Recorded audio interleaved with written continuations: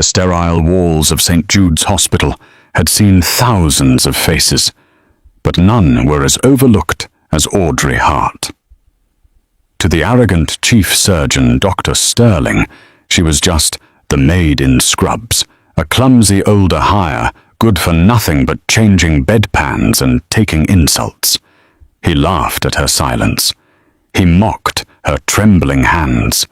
He had no idea that those same hands had once held the lives of Special Forces operators together inside burning Black Hawks over the Hindu Kush.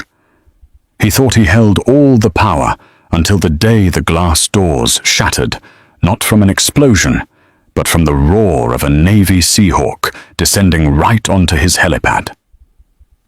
They weren't looking for a doctor.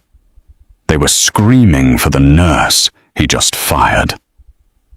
The rain hammered against the sliding glass doors of the emergency room at St. Jude's Medical Center, a rhythmic drumming that usually soothed Audrey Hart. Tonight, however, it was drowned out by the sharp, stinging voice of Dr. Gregory Sterling. "Hart, for God's sake, are you mopping the floor or painting a masterpiece?" Sterling's voice boomed across the nurse's station, causing two younger residents to snicker behind their clipboards. "We have a trauma incoming in 10 minutes. Try to make the floor less of a death trap, would you?" Audrey didn't look up. She kept her eyes focused on the scuff mark on the linoleum, her grip on the mop handle tightening just enough to turn her knuckles white. "Yes, doctor," she said, her voice soft, devoid of emotion. "Unbelievable," Sterling muttered loud enough for everyone to hear as he turned to Brenda, the head nurse who functioned more as his personal cheerleader than a medical professional. "HR sends me geriatric washouts when I ask for trauma specialists. She's 40 if she's a day, and she moves like she's underwater." Brenda laughed, a shrill sound that grated on Audrey's nerves. "She's just slow, Dr. Sterling. Some people aren't built for the pace of a level 1 trauma center. Maybe she'd be better off in the cafeteria." Audrey squeezed the mop into the yellow bucket. The dirty water swirled dark and murky, much like her memories, though she kept those locked away behind a steel door in her mind. She wasn't slow. She was deliberate. Every movement she made was calculated to conserve energy, a habit ingrained from 72-hour shifts in dust-choked field hospitals, where wasted motion meant wasted seconds, and wasted seconds meant death. But here in the pristine, fluorescent-lit world of civilian medicine, her economy of motion was mistaken for lethargy. Her silence was mistaken for stupidity. She wheeled the bucket toward the utility closet, passing the trauma bay, where Sterling was preening in front of the residents. He was a tall man, handsome in a superficial way, with a jawline he clearly admired in the mirror every morning. He was a competent surgeon, technically speaking, but his ego took up more space in the room than the gurneys. "Listen up."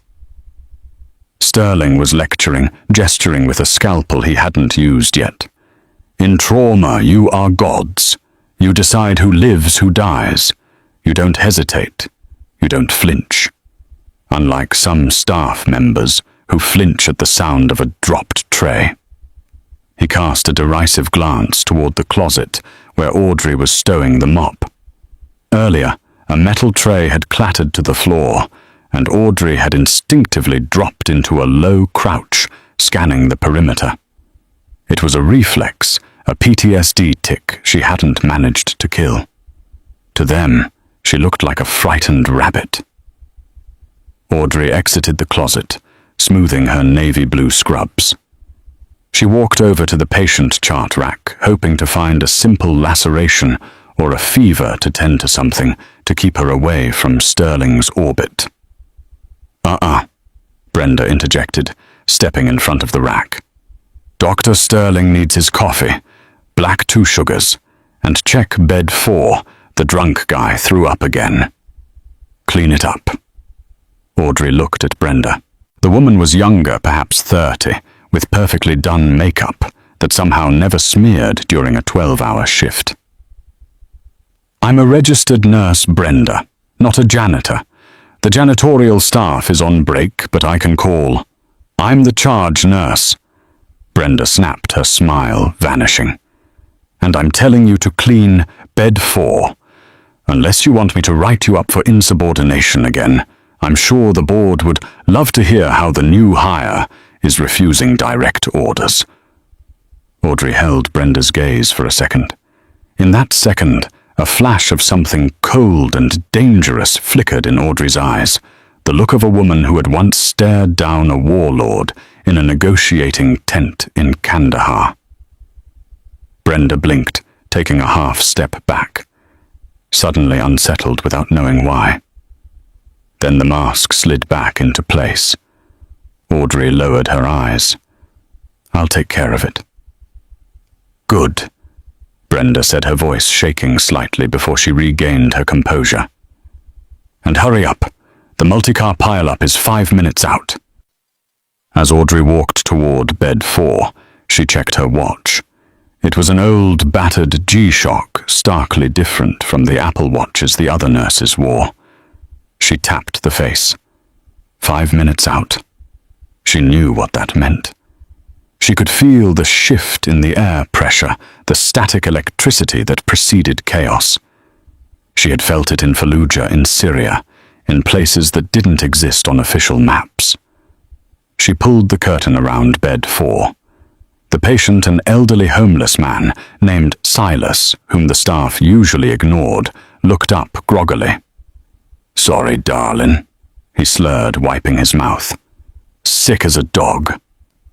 "It's okay, Silas," Audrey said gently, her voice changing instantly from the monotone she used with the staff to a warm, soothing tone. She worked efficiently, cleaning him up, checking his vitals, and adjusting his IV flow rate, which someone had set too high. "You're dehydrated. That's why the nausea is hitting you. I'm slowing the drip. You'll feel better in a moment." "You're a good one," Silas mumbled, his eyes closing. "Better than the loud guy in the white coat. He scares me." "He scares himself, Silas," Audrey whispered, pulling the blanket up to his chin. "Rest now." She stepped out from the curtain just as the red lights above the bay doors began to flash. The ambulance bay doors hissed open, letting in a gust of wind and rain. "Showtime, people!" Sterling shouted, clapping his hands. "Let's see if we can save some lives despite the support staff's incompetence." Audrey stood by the wall, invisible, waiting. She knew the storm wasn't just outside. It was walking through the doors. The ER exploded into controlled chaos. 3 stretchers were wheeled in simultaneously by paramedics who looked drenched and exhausted. "Multi-vehicle collision on I-95, the lead paramedic yelled. "We have a 45-year-old male unrestrained driver, blunt force trauma to the chest. A 20-year-old female passenger, severe lacerations and possible internal bleeding. And a child, years old, unconscious, vitals dropping. I'll take the driver in Bay 1, Sterling barked, rushing forward. "Resnick, you take the girl in Bay 2. Brenda, get the kid to Bay 3 and Page Pediatrics, tell them to get down here yesterday." The room became a hive of shouting voices, ripping Velcro, and the shrill alarms of cardiac monitors. Audrey moved to assist Resnick in Bay 2, but Brenda shoved her shoulder. "Not there, Hart. We need gauze and saline in Bay 1. Go be a runner. Don't touch the patients." Audrey didn't argue. She ran to the supply room, grabbed armfuls of saline bags and trauma pads, and sprinted back to Bay 1. Sterling was shouting orders at a terrifying speed. "BP is crashing. He's got a tension pneumothorax. I need a needle 14 gauge now." Audrey handed the needle to a resident who fumbled it in his nervousness. The needle clattered to the floor. "You idiot!" Sterling roared. "Get another one!" The resident froze. The patient on the table was turning blue, his trachea deviating to the left. He had seconds before his heart stopped from the pressure building in his chest. Audrey saw the resident's hands shaking. He couldn't open the packaging of the new needle fast enough. Sterling was busy trying to intubate and couldn't reach over. Without thinking, Audrey stepped in. It was muscle memory. It was instinct, honed by a decade of keeping soldiers alive in the dirt. She didn't grab the needle the resident was struggling with. She reached into her pocket, where she kept her own trauma shears and a spare decompression needle, a habit she couldn't break. In one fluid motion, she stepped up to the patient's right side, palpated the second intercostal space at the mid-clavicular line, and drove the needle in. A sharp hiss of escaping air filled the small silence of the bay. The patient's chest heaved. The color began to return to his face instantly. The monitor's frantic beeping slowed to a steady rhythm. Audrey taped the catheter in place and stepped back, her face blank. Silence. Absolute, stunned silence. The resident stared at her. Brenda stared at her with her mouth open. Slowly, Dr. Sterling looked up from the intubation. He looked at the needle sticking out of the patient's chest. Then he looked at Audrey. His face turned a shade of purple that matched the bruises on the patient. "What did you just do?" Sterling whispered, his voice trembling with rage. "He was crashing, Doctor," Audrey said calmly. The resident was compromised, tension pneumothorax relieved, SATs are rising to 94. "You..." Sterling stepped away from the table, ripping his gloves off. "You are a nurse. You are a geriatric nurse. You do not perform invasive procedures in my ER. You could have killed him. I saved him," Audrey said, her chin lifting slightly. "He would have arrested in 10 seconds. I don't care if you turned water into wine," Sterling screamed, stepping into her personal space. He loomed over her, using his height to intimidate. "You are unlicensed for that procedure in this facility. That is assault. That is malpractice. You are a liability." "Dr. Sterling, the patient is stable," Resnick called out from the next bay, trying to defuse the situation. "Shut up, Resnick." Sterling spun back to Audrey. "Get it. Out." Audrey blinked. "Doctor, get out." Sterling pointed to the automatic doors. "You are fired. Immediately. Get your things and get off my floor before I have security throw you out. I will make sure you never work in a hospital in this state again. You're done." The entire ER was watching. The paramedics, the other nurses, the patients who were conscious. Audrey looked around. She saw pity in some eyes, satisfaction in Brenda's. She felt a familiar weight in her chest, the weight of injustice. But she had swallowed worse things than the ego of a civilian doctor. She unclipped her ID badge. "Fine," she said softly. She placed the badge on the metal tray next to the biohazard bin. "Good luck with the shift." She turned and walked away. The walk of shame. She could feel Sterling's eyes boring into her back. "And don't expect a reference," Sterling shouted after her. Audrey pushed through the doors into the waiting room, the cold air hitting her face. She walked past the confused families, past the security guard, who gave her a nod, and out into the rainy night. She stood under the awning of the hospital entrance, the rain soaking the bottom of her scrub pants. She reached into her pocket for her car keys, her hands finally shaking now that the adrenaline was fading. She was unemployed. She had rent to pay. She had tried to live a normal life, a quiet life, and she had failed. "Maybe I am broken," she thought. "Maybe I don't belong here." She was about to step into the rain toward the parking lot when a sound made her freeze. It started as a low thrumming, vibrating in the soles of her sneakers. Then it became a rhythmic beating that rattled the windows of the hospital behind her. It grew louder, deeper, a sound she knew better than her own heartbeat. Rotors. But this wasn't the standard medevac chopper that brought trauma patients. The medevac sounded like a lawnmower, high-pitched and whiny. This sound was heavy, aggressive. It was the sound of raw horsepower and military-grade turbine engines. Audrey looked up. Out of the storm clouds cutting through the rain, with searchlights blazing, a massive dark shape descended. It wasn't heading for the helipad on the roof. It was coming down right in the middle of the hospital parking lot, blowing cars' suspension down and sending debris flying. It was a Sikorsky MH-60 Seahawk. Dark grey paint. No medical markings. The wind from the rotors nearly knocked Audrey over.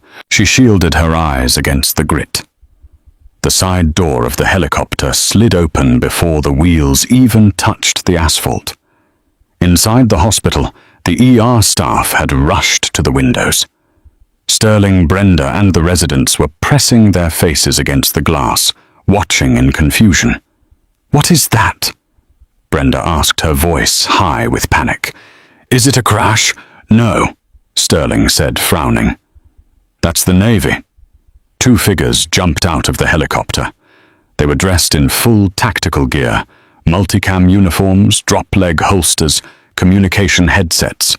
Not doctors, soldiers. They sprinted toward the ER entrance, ignoring the security guard who was cowering behind a pillar. Audrey stood her ground. She recognized the walk. She recognized the urgency. The lead soldier, a towering man with a thick beard and the rank of Master Sergeant visible on his chest patch, saw her standing under the awning. He skidded to a halt 10 feet away. He looked at her wet scrubs. He looked at her tired face.